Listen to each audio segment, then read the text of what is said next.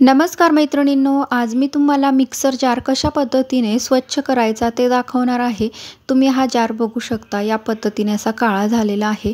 नेहमीच्या वापरामुळे तो अशा पद्धतीने थोडा थोडा काळपट होत जातो, खराब होत जातो। तो कशा पद्धतीने स्वच्छ करायचा आहे ते आता दाखवणार आहे।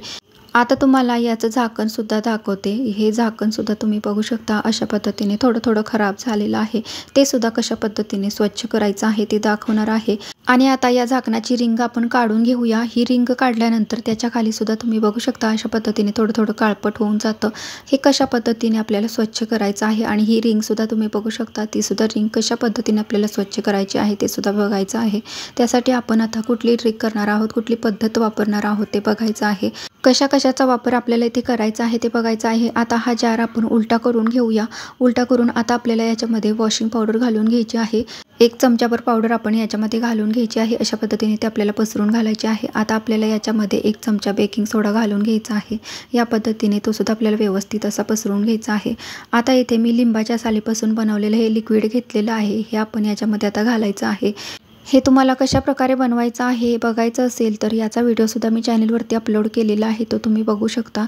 आता याच्यातील अंदाजे 2 ते 3 चमचे याच्यामध्ये आपण घालून घ्यायचे आहेत। हे याच्यामध्ये घातल्यानंतर आता तुम्ही बघू शकता, अशा पद्धतीने बुडबुडे येतात आणि त्याच्यामुळे ते स्वच्छ होण्यास मदत होते। आता आपल्याला हे असे 10 मिनिटासाठी भिजत ठेवायचं आहे। 10 मिनिट झालेले आहे। 10 मिनिटानंतर आता आपल्याला हे सर्व घासून घ्यायचं आहे। त्यासाठी इथे मी भांडी घासण्याचा साबण घेतलेला आहे आणि जुन्या ब्रशने आपण आता हे अशा पद्धतीने झाकण घासून घ्यायचं आहे आणि याची रिंग सुद्धा आपल्याला या पद्धतीने घासून घ्यायची आहे। जार आपण आता या पद्धतीने उलटा करून घासून घ्यायचा आहे। जार आपण इथे स्क्रबरने सुद्धा घासून घ्यायचा आहे। जार घासून झाल्यानंतर आता आपल्याला हे दोन्ही व्यवस्थितपणे स्वच्छ धुवून घ्यायचे आहेत। हे घासल्यानंतर आता तुम्ही बघू शकता, या पद्धतीने थोडं थोडंसं स्वच्छ झालेलं आहे। ते आता आपण स्वच्छ धुवून घेतलेलं आहे। धुतल्यानंतर तुम्ही आता ही रिंग सुद्धा बघू शकता किती स्वच्छ झालेली आहे आणि या जारचं झाकण सुद्धा तुम्हाला दाखवते। हे झाकण सुद्धा किती स्वच्छ झालेलं आहे ते बघा, सर्व काळपटपणा याच्यातील निघून गेलेला आहे। आता हा मिक्सर जार सुद्धा तुम्हाला दाखवते किती स्वच्छ झालेला आहे ते बघा। आतून आपण घासून घेतलेला आहे आणि बाहेरून सुद्धा घासून घेतलेला आहे। आता हा जो खालचा भाग आहे तो सुद्धा तुम्हाला दाखवते किती स्वच्छ झालेला आहे ते बघा।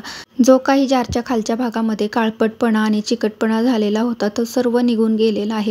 अशा प्रकारे मिक्सर जार स्वच्छ करण्याची ही आयडिया तुम्हाला सुद्धा आवडली असेल तर तुम्ही सुद्धा नक्कीच ट्राय करून बघा। थँक्यू।